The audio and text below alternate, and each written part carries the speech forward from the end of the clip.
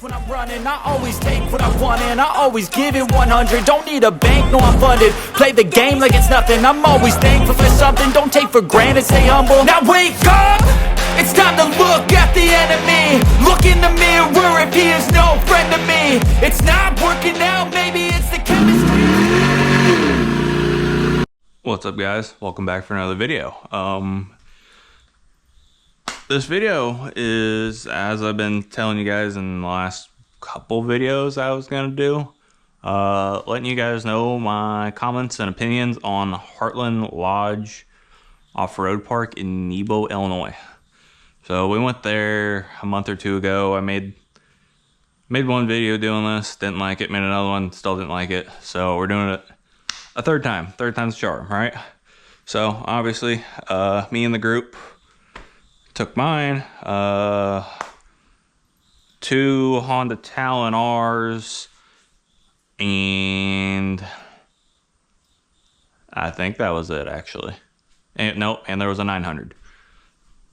Not really relevant, but so we took down there. We spent the day. We got there about the time they opened, and we headed out about 3 p.m. So don't know how much of the park we really played in. I think we played around in the new place or new park, whatever you want to call it, the entire time. I don't think we went to the old one because they advertised that the old one was only trails, more beginner friendly-esque, and we're not beginners. We want the hard shit. We want the rocks. We want like the wind rock type stuff. And that's what we were led to believe. Maybe not like wind rock, but you know, it said it was more difficult or intermediate for the new park. And for the new park, if you guys do want to go there, you do, I believe, need the OHV sticker, $11. It was like $20 to get in there. I believe it was per vehicle, I believe, maybe, could be wrong. You also have to buy a parking pass, but I think altogether, sticker and all that jazz, I was only like $30 in. So price-wise, not bad. There's 2 different ways to get there. I would recommend, at least for the way we came from, which is from Central Illinois. One way was you go through BFE and have to go up a very, very steep, like rock hill. I don't recommend going that way. There's a different way that's like actual paved roads and none of that nonsense. So try to do your research, make sure you pick the not so stupid way. Like we did, we left the non-stupid way. So there's that, and then as far as the park, it was a nice park. It wasn't really busy, so there was plenty of places you could park. The trails are pretty nice. Mostly probably because people go down them and you're not allowed to make new trails, which that also kind of sucks. As far as the trails themselves, we were kind of under the impression there'd be some fun stuff there, but it seemed like more like riding trails. Things that like a 570 Polaris Ranger could go through basically the entire park and not have a singular problem. Which if you're into that, that's cool. They do have rentals there, I believe, and they were like Ranger 570s. So that might say something. Maybe not. There was like one section of like some steep, gnarly looking hills.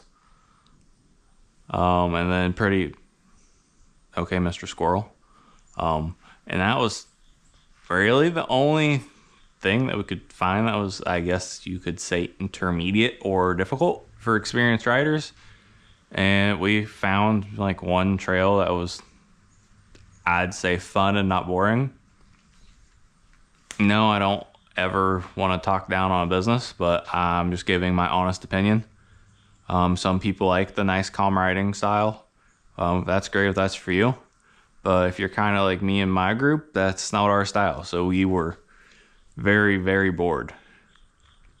About an hour or two in, we were just like, there's got to be more here. Why are we missing? We went all over, or at least we felt like we went all over. It's a pretty big park.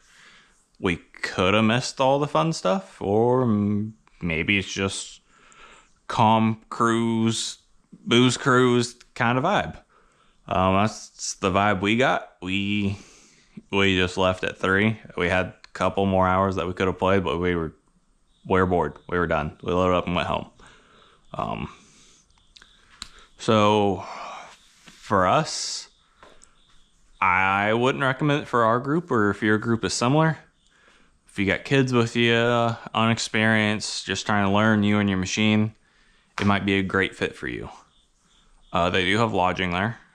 That's a bonus if you want to stay the night or have a nice weekend, out of the house and kind of more nature-esque. There was one big thing I didn't like. I'm all for like the Second Amendment and all that jazz, but there's people shooting clays like all over the place, and there's trails that go like right next to it and kind of right behind it.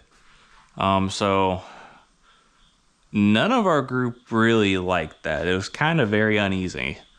You're relying on people you don't know to be responsible, shoot where they're supposed to shoot what they're supposed to shoot, and kind of hope and pray that you didn't get hit with whatever they were shooting. Yeah, that's kind of what I have for that park. Not much going on, not much to talk about. There's not food vendors or any of that fun jazz. Kind of simple. I think it's like 1,200 acres or 1,400 acres or something in total. I could be off on that. Could be more, could be less. Don't quote me on that. Do your research, obviously. They have a nice website. Lots of information on there. Easy to navigate, all that fun jazz. So I would recommend it for our group. Might be good for you. Also, not trying to talk bad about them. It is a nice place. You can never have enough places and parks to ride, especially with all the things going on in today's society where we have drag strips closing because people want to build houses right next to a drag strip and complain that there's motor noises and burnouts going on when they live next to a drag strip. There's a special place in hell for those types of people. And then there's also all the problems with off-road parks. Insurances want to keep absolutely raising their prices to where some places can't afford to stay open. Other issues probably with similar things with like drag strips and whatnot. There's people out there trying to fight the good fight on motorsports being saved. Cleus McFarland's one. He's dealing with his own issues, and there's a couple other people and whatnot. So don't take this video that way. I'm just trying to do a review on it. I'll let you guys know if it's worth your trip, or maybe you should look at maybe going somewhere else. Feel free to give it a shot. You guys might find some different trails and obstacles that we couldn't find. Trying to explore that many acres and know exactly what's there is a little bit on the difficult side sometimes. Sometimes it takes multiple times, but we felt like we did our best and we were just too bored. But till next time, guys, hit that subscribe button. It helps me out. The like button, let me know that you guys want to see more videos like this and that you liked it. Comments, questions, what videos you might want to see next, comment it down below. But until next time, guys.